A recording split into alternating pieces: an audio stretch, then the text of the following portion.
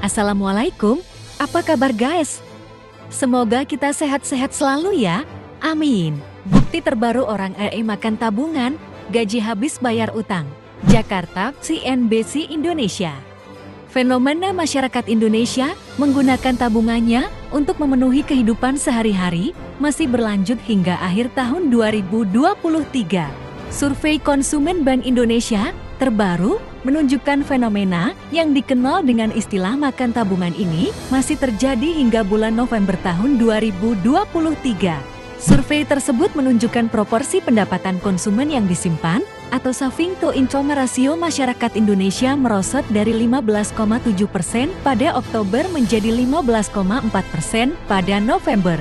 Sebaliknya, proporsi pendapatan konsumen untuk membayar cicilan atau utang alias DB to income rasio naik. Tercatat pada bulan Oktober, gaji orang Indonesia yang dipakai untuk membayar cicilan hanya 8,8%, alih-alih turun, angka justru meningkat menjadi 9,3% pada November tahun 2023. Pada November tahun 2023, rata-rata proporsi pendapatan konsumen untuk konsumsi, pembayaran cicilan, dan yang disimpan relatif stabil. Tulis BI dalam keterangan tertulisnya, dikutip Senin 18 Desember 2023. Survei juga menunjukkan bahwa golongan orang miskin menjadi yang paling terdampak sehingga harus menggunakan tabungannya buat bertahan hidup. Dalam survei tercatat, kemampuan menabung kelompok masyarakat dengan pengeluaran 1-2 juta rupiah per bulan turun dari 16,1% menjadi 15,8%. Kondisi serupa ternyata juga dialami golongan masyarakat mampu, sebab masyarakat dengan pengeluaran di atas 5 juta rupiah per bulan juga mengalami penyusutan kemampuan menabung dari 18% menjadi hanya 16,3%, sementara kelompok masyarakat dengan pengeluaran bulanan 2,1 juta rupiah hingga 5 juta rupiah tercatat mengalami peningkatan dalam hal menabung.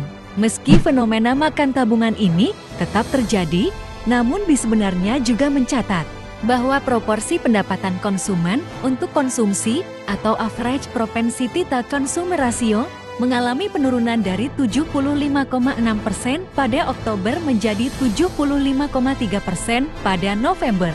Itu artinya jumlah gaji yang dipakai orang Indonesia untuk belanja sebenarnya berkurang. Penurunan rasio pendapatan untuk konsumsi ini terjadi hampir di semua kelompok pengeluaran. Namun, masyarakat dengan pengeluaran per bulan lebih dari 5 juta rupiah justru menjadi golongan masyarakat yang tingkat konsumsinya meningkat dari 68,4% menjadi 72,6% di bulan November. Rata-rata porsi konsumsi terhadap pendapatan terpantau menurun untuk semua tingkat pengeluaran, kecuali responden dengan pengeluaran di atas 5 juta rupiah per bulan. Tulis BE. Ekonom senior Indonesia, Chatib Basri, mengungkapkan kaitan fenomena makan tabungan dan inflasi. Menurutnya, melemahnya tekanan inflasi di Indonesia memang sebagian besar berkat kemampuan tim pengendali inflasi daerah TPID yang berhasil mengendalikan pasokan dari harga. Mesti diakui kebijakan BI Control Core Inflation berhasil, kemudian kemampuan pemerintah menjaga stabilitas pangan juga berhasil. Kemudian TPED itu juga untuk administered price, supaya transport nggak naik saat BBM naik, itu berhasil, kata Chatib Basri kepada CNBC Indonesia, dikutip Senin 4 Desember 2023. Namun patut diketahui bahwa upaya menekan inflasi ke level berimbas pada daya beli, tergambar dari landainya tingkat belanja masyarakat, bahkan saat periode menjelang Lebaran atau Idul Fitri tahun 2023, sebagaimana data yang tercatat dalam Mandiri Spaking Index SAM-SE April tahun 2023.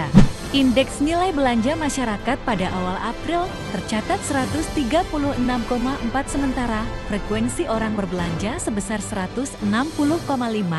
Nilai belanja ini hanya naik 4,2% dibandingkan periode yang sama tahun lalu, sedangkan pada akhir tahun 2021 tumbuhnya 19%.